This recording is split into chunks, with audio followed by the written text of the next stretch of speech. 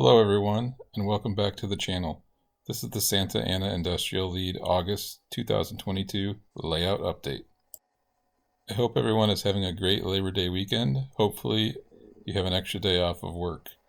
Maybe you are doing some model railroading, golfing, hanging out with your family, or whatever it is you like to do. I also want to thank all my subs, all my new ones, all my old ones, everyone. And also remind you that if you like the content I am producing on this channel, please leave a like and comment on the video as well. Also, if you are not subscribed yet, please click the subscribe button and the bell to get notified when I do have new content. Because there have been so many new subscribers lately, I'm going to post some layout stats and information. Please feel free to pause it if you like and read through this.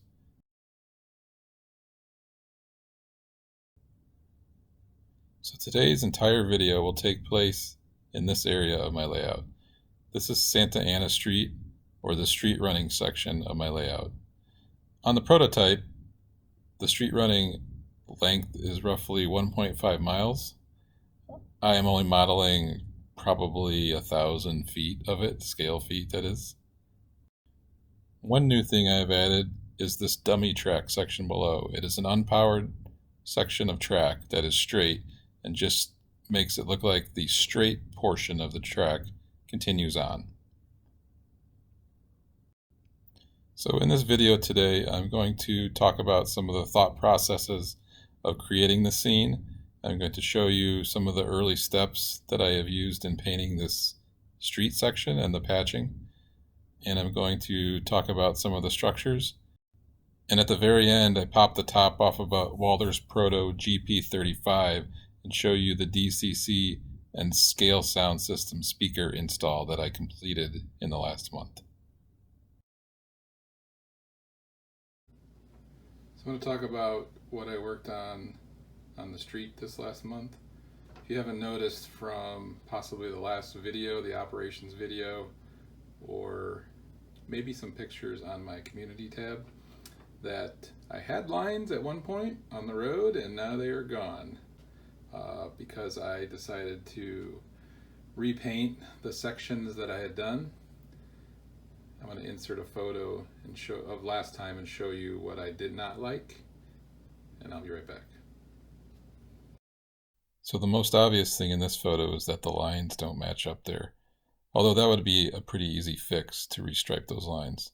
One thing that you can't really notice in the photo is that I think I used too much of the tan paint on the last layer, and it looks more like concrete than asphalt, and I also covered up some of the patching that I had done. So that is why I decided just to redo these few sections.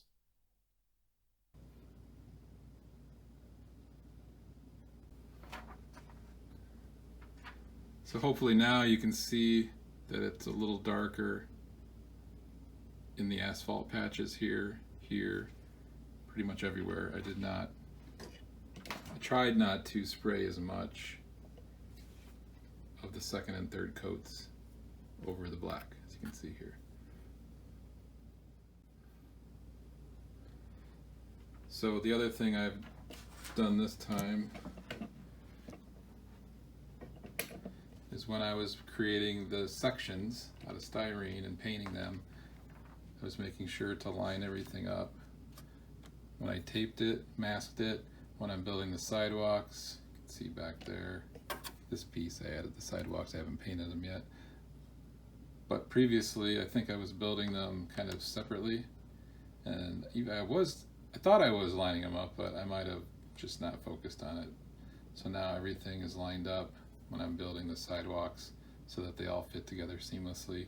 I will do the same when I do the line masking. I'll go from piece to piece, make sure that it transitions perfectly. And I also want to use the thinner tape for the lines, which I did not last time. I just wanted to briefly go over the steps I'm taking to try to model the asphalt street on styrene. So as you can see, I obviously start with white styrene. I then gave it a coat of chalk black, or a flat black, first.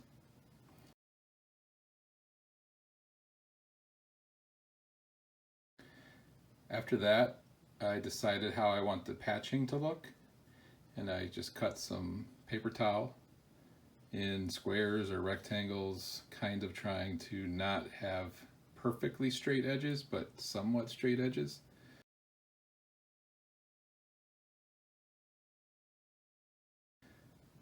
Because when you see patches, at least on this street, they are somewhat straight, but obviously the edges are not perfectly straight, not ruler straight. So that's what I was trying to do. And also I used, taped it down so the tape edge could also be part of the straight edge if you want, or you could roll up tape and just stick it, the paper towel like that over it. So after that, once I've got the paper towel on here, I went over it with a coat of light gray spray paint, Rust-Oleum.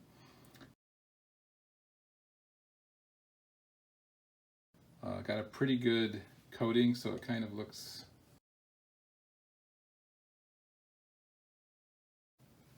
after that I removed the paper towel, so then you have the gray, light gray over black, which you still want some of the black showing through to show kind of the asphalt fade, and just straight black here. So then I take another, you could use the same color if you wish, but I have so many different types of grays, so I just got another light gray spray can, I think a Krylon, and I really lightly misted it over just to get some age on the patching, which you could take it as far as you want.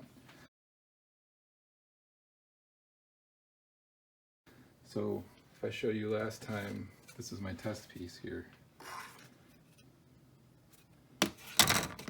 So one of the things I didn't like was that I took that layer a little too far, because you can barely see the patch. It's very faint.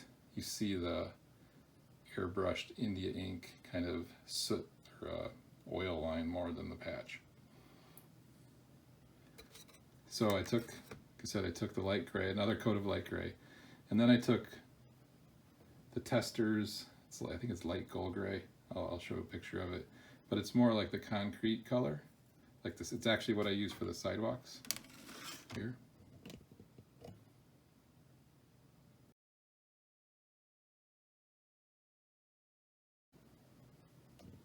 Which still need to be weathered. But then I take a misting of that over everything to kind of give it a dirty tan kind of look as well. There's just so many colors within asphalt and concrete. It's so complex. So that's where it is now with those three colors. I then took, this is another Boomer diorama tip. I took fine pumice gel and put a coat of it over over every piece thus far. So from there, I want to give each piece or the whole street several washes of acrylic paint, Vallejo Air. These two here, these are my test pieces.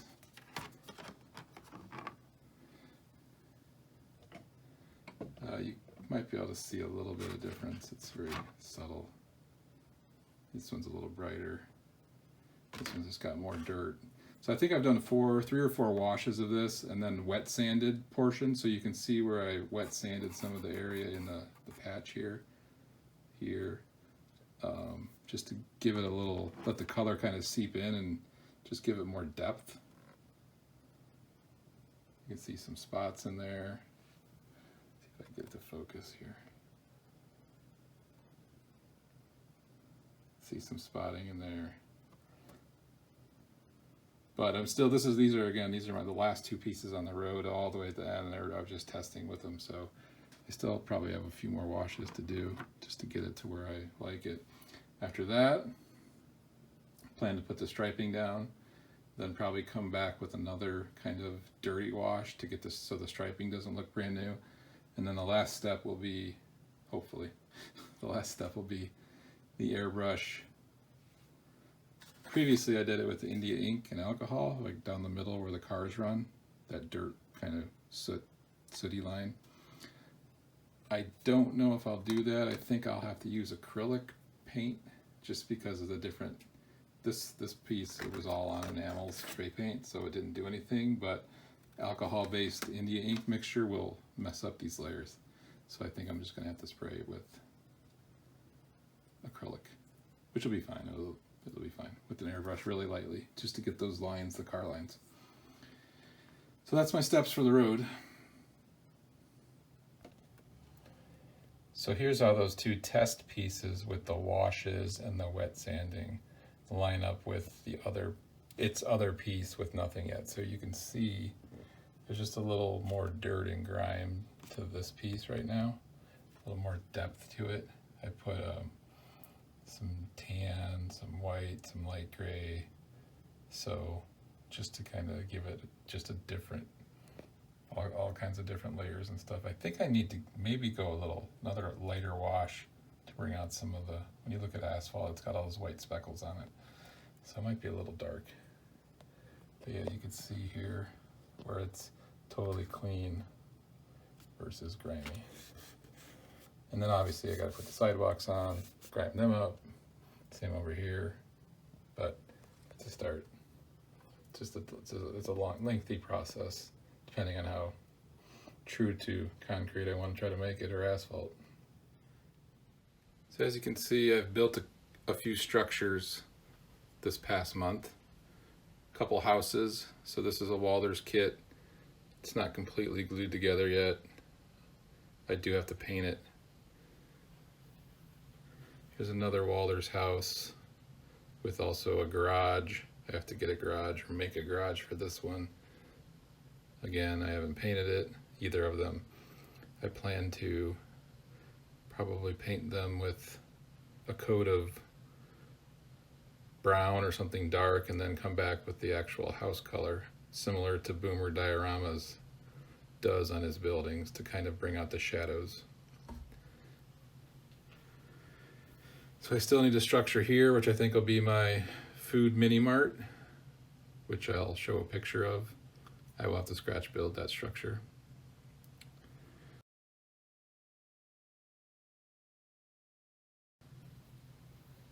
Down here, it's probably going to be this large structure, which is a church or place of worship.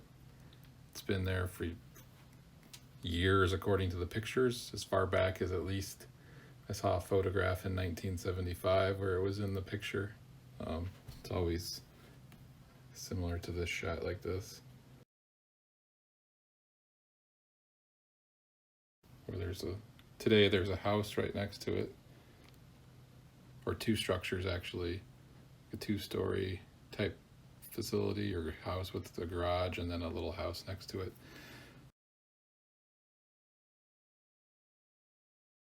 I may do that, I'm not sure. I'll put something there though.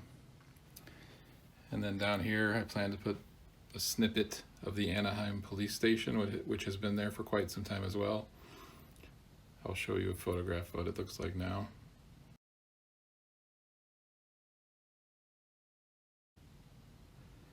It's just a brick structure.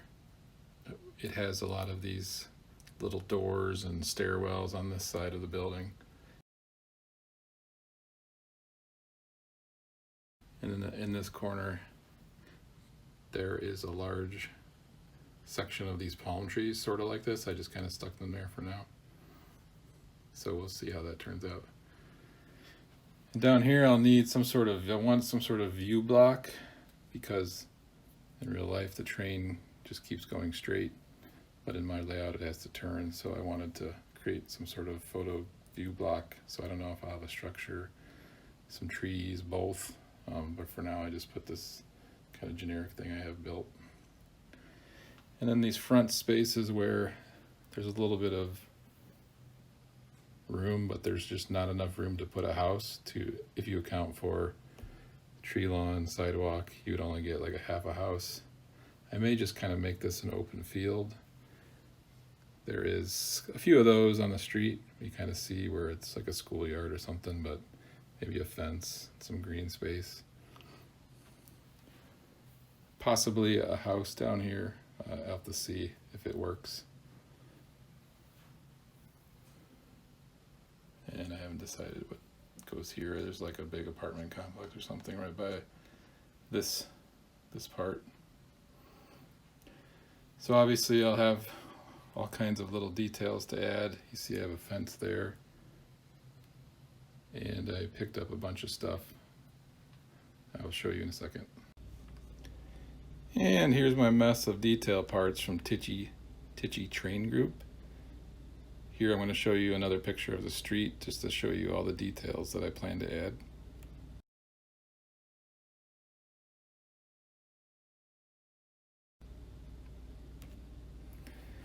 So I got some security bars.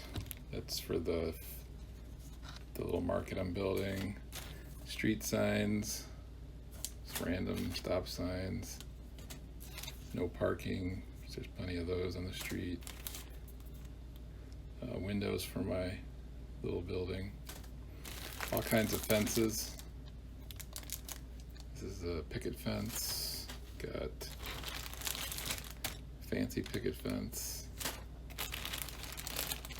Regular fence.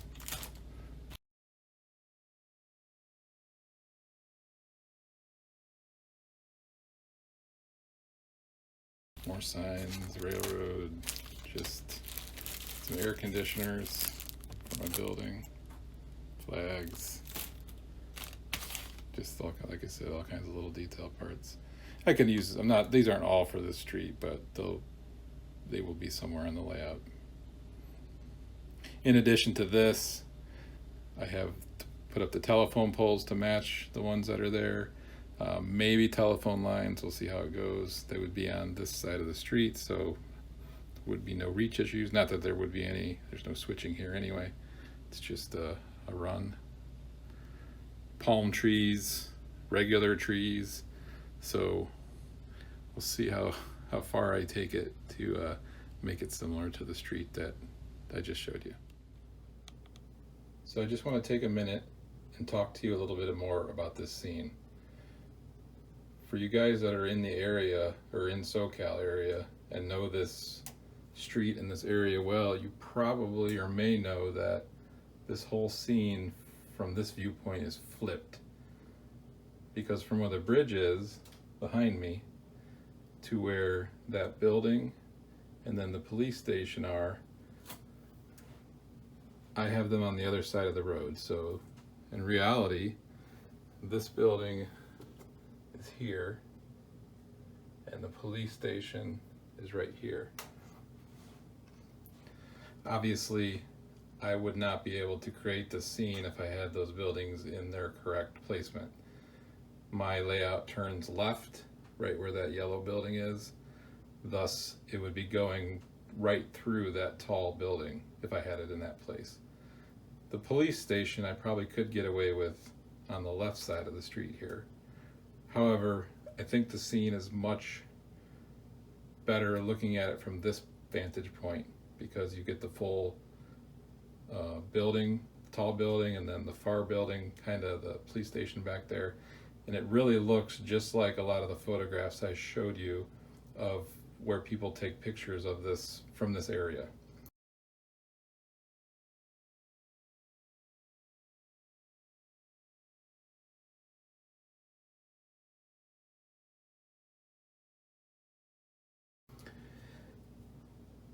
So it's just a trade-off I made to create a scene and a photographic area that I wanted to video and take pictures of. So the beauty of, I guess, anyone with a layout or taking pictures, that we get to control the message more or less. We get to control the picture. So if I don't want you to see, the turn back down there, I can hide that out. There's all just different things we can do to make the scenes how we want them. And another issue, if I did have the correct placement of the buildings, it would be very, very difficult to photograph because I would essentially have to be way over here and I hit the wall. And then you also bring in the other side of the layout where the turn is and the fascia. So this right here just cuts all that out. And again, all I did is just make a mirror image of the real scene. I can get this view. One other thing to mention is I am using the dummy track down there. I laid some dummy track in the street that's not connected to anything, but I can, as you can see, put 3 or 4 cars on to make it appear that this, this train is going down the street. And I think I'm going to purchase a mirror and play with that down at that end to make it look even longer, and see if I can, when I photograph it, make the street look longer. Obviously the street will look longer, but we'll just see how the buildings look in the picture. You'd have to somehow kind of hide them somehow in the mirror image, but anyway, I think I'm going to try that and see how that looks as well.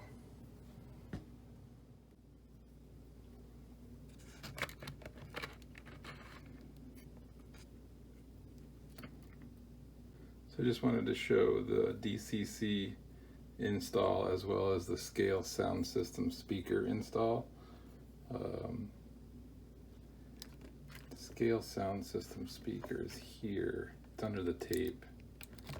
I had to tape stuff to it. It basically, most of these are drop-ins to the particular locomotive, meaning that you take a piece out and drop it right in.